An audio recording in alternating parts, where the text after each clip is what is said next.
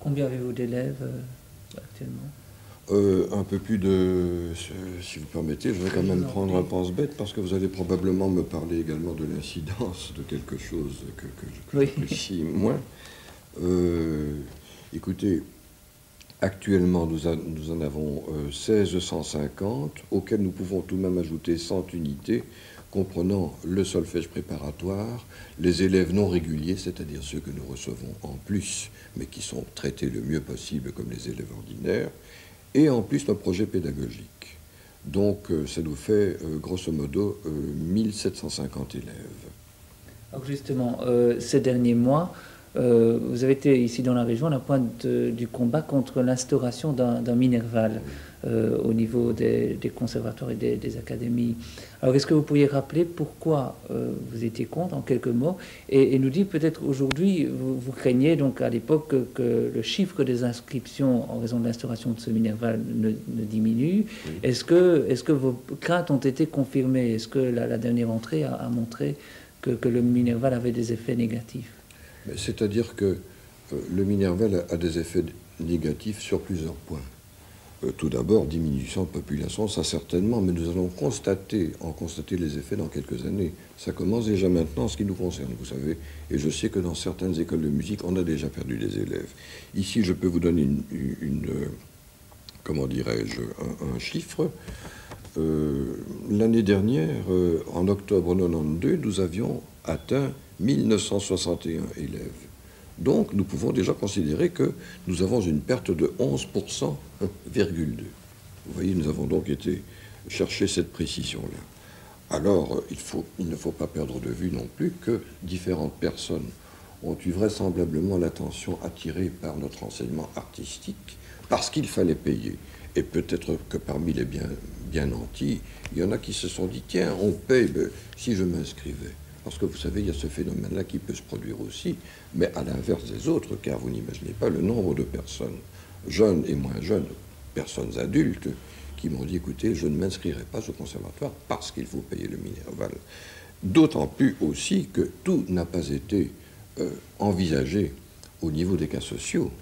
Je ne sais pas s'il vous intéresse déjà maintenant que oui, je vous cite oui. Les cas d'exemption qui n'ont pas été prévus. Par exemple, les élèves qui sont dans les deux réseaux, conservatoires royaux et enseignement subventionné, doivent payer 2 fois. Un élève qui, ici à Verviers, veut suivre un cours de dessin, par exemple, à l'Académie des Beaux-Arts, et un cours de musique ici au conservatoire, il paye 2 fois. Alors que ça c'est invraisemblable. Alors, on n'a pas envisagé les personnes du 3e âge, la mère au foyer sans revenu par rapport à la demandeuse d'emploi, bénéficiant d'allocations de chômage et exemptée de Minerval. Les membres de la famille d'un chômeur complet indemnisé, sans revenu, et qui doivent payer par rapport au minimexé exempté du Minerval. Alors, les étudiants titulaires d'une bourse d'études, ce n'est pas normal qu'ils payent un Minerval, les étudiants qui bénéficient d'une bourse d'études. Et alors, un cas absolument flagrant qui s'est présenté plusieurs fois, des personnes pensionnées touchant moins que le minimex, eh bien, elles doivent payer parce qu'elles n'apparaissent pas dans les rubriques. Or, j'ai attiré l'attention du ministre au mois d'août dernier, dans la 2e quinzaine du mois de septembre, le ministre m'a répondu qu'il avait transmis ma demande, mes observations à ses services, et j'ai reçu récemment une lettre m'exprimant les regrets de l'administration centrale, comme quoi il fallait s'en tenir au règlement tel qu'il existe. Et donc il y a des personnes qui ne gagnent presque rien, qui touchent moins que le minimex, et à qui nous devons dire vous devez payer. C'est invraisemblable. Mais l'idée du Minerval, c'était aussi d'accroître les moyens au niveau de l'enseignement, notamment musical. On parle d'augmentation de quotas horaires de certains établissements plus défavorisés, de subventionner de nouveaux surveillants éducateurs. Donc, est-ce qu'il n'y a que des effets pervers à cette règle? C'est-à-dire que, voyez-vous, il fallait absolument justifier ce Minerval. Il fallait dire, écoutez, vous critiquez le Minerval, mais voilà ce que vous allez recevoir en retour. Bon, c'est de la politique, ça. Je dois vous avouer que je reste réservé, même si, en fonction des propositions de redistribution qui nous sont faites maintenant, une demande a été formulée. Ça ne veut pas dire que parce que nous formulons cette demande, nous avalisons automatiquement ce genre d'initiative. C'est vrai que le ministre propose d'organiser un chœur, une troupe de danse, un atelier théâtral, un orchestre symphonique, un cours de clavier d'accompagnement. Vous savez, cette circulaire, nous l'avons reçue, elle est datée du 14 octobre. Nous l'avons reçue il y a quelques jours. Vous m'avez entendu parler d'un orchestre symphonique, n'est-ce pas? Bon. Eh bien, figurez-vous que pour les conditions d'octroi des subsides, nous devons présenter une demande de subvention pour le 30 octobre au plus tard. Est-ce que c'est réaliste, ça? Moi, je ne trouve pas. Alors bon, c'est vrai qu'une redistribution du Minerval est envisagée, mais il faut tout de même garder les pieds sur terre. Qu'est-ce que le ministère, qu'est-ce que le ministre Lebrun, puisque c'est depuis qu'on parle, envisagé comme rentrée grâce à ce Minerval, c'est de l'ordre de 100 millions, dont on envisageait, et on envisage peut-être toujours, de réinjecter 60 millions dans notre enseignement subventionné. Mais si vous additionnez les académies de musique et les académies des beaux-arts, qui sont censés bénéficier aussi de ce même retour, mais nous dépassons largement la centaine. Alors, divisez un petit peu 60 millions par le nombre d'académies et voyez ce qui reste. Alors, il ne faut tout de même pas non plus crier victoire et dire que c'est merveilleux, que cette distribution va nous offrir des possibilités extraordinaires. Ce n'est pas réaliste.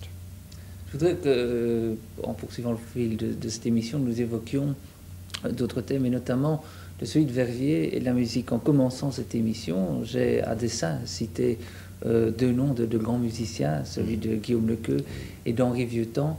Alors, Verviers, une ville plus musicale que d'autres villes de la même taille, ou bien il n'y a pas de lien entre l'apparition de certains talents et la ville où il s'y développe?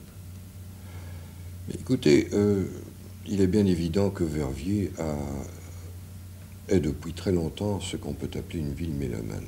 Naturellement, il y a une évolution qui se fait et je ne peux pas affirmer que la grande majorité de la population est attirée par la musique dite sérieuse, pour reprendre l'expression de Claudine, enfin de Morane. Il existe toujours un noyau. Et ce qui est vrai également, et qui participe au prestige de Verviers, c'est d'avoir eu de très grands musiciens comme Henri Vieuxtemps, qui, lui, est né je crois, en 1820, il est mort à l'âge de 61 ans, et il a laissé une œuvre, et il a laissé derrière lui une école de violon, qui a fait d'ailleurs, qui a laissé des traces extraordinaires, notamment en Russie, car dites-vous bien que une grande partie des succès remportés par certains Russes aux concours internationaux, et notamment le Reine-Élisabeth, peut provenir de cette école-là. Donc, est-ce que vous vous rendez compte, l'œuvre de Vieuxtemps, ce qu'il a laissé derrière lui, outre ses œuvres, ses compositions qui sont vraiment extraordinaires.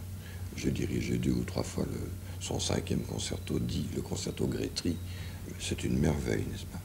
Alors évidemment, il y a le cas de Guillaume Lequeux, que l'on ressent comme un deuil éternel, parce qu'enfin voilà un garçon qui était hyper doué. Quand on examine ses œuvres qu'il écrivait vers l'âge de 14-15 ans, on ne soupçonne encore rien, il y a des maladresses. Et puis en une fois, ça bouge d'une façon tout à fait extraordinaire quand il atteint l'âge de 17-18 ans.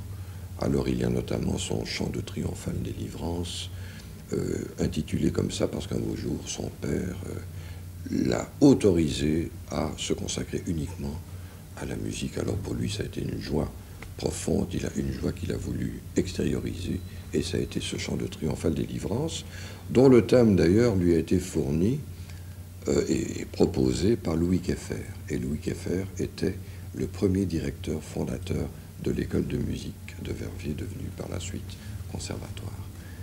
Alors, quittons Verviers et parlons de vos goûts musicaux. Lorsque nous avons préparé cette émission, vous m'avez parlé de Mozart et de Bach, et je voudrais que vous disiez devant les caméras les propos que vous tenez vis-à-vis de ces deux musiciens. Ils sont assez intéressants. Oui, écoutez, Mozart, ça je l'ai déjà dit plusieurs fois en cours d'émission, plus j'avance en âge, moins je comprends comment ça a été possible, tellement c'est extraordinaire. Cette capacité, cette rapidité de conception d'une œuvre qui, au moment où elle était décidée, me semble-t-il, se structurait déjà dans sa tête, existait déjà dans sa tête avant d'être écrite. Et alors pour l'écrire, il allait d'une vitesse folle, à telle enseigne que, paraît-il, un copiste professionnel n'aurait pas su le suivre tellement il allait vite. Mozart a été un être prodigieux, et l'un de mes amis que vous connaissez peut-être, le compositeur Victor Leglay, à qui je parlais de Mozart, m'a répondu: tu sais, Mozart, il n'y en a qu'un. Et pourtant, il y a les autres. Vous me parliez de Bach tout à l'heure. Quel monsieur, ce Bach, n'est-ce pas? Et quelle œuvre monumentale également. Bach s'est fondu son style à lui en étant, comment dirais-je, imprégné de certaines grandes musiques, comme celle de Buxtehude, qui, lui, est né près d'un demi-siècle avant lui. Je crois lui a donné quelques leçons. Il s'est intéressé à différents langages. Il y a eu avant lui également l'organiste hollandais Jan Peter Swilling, qui a, je crois, eu beaucoup d'influence sur lui.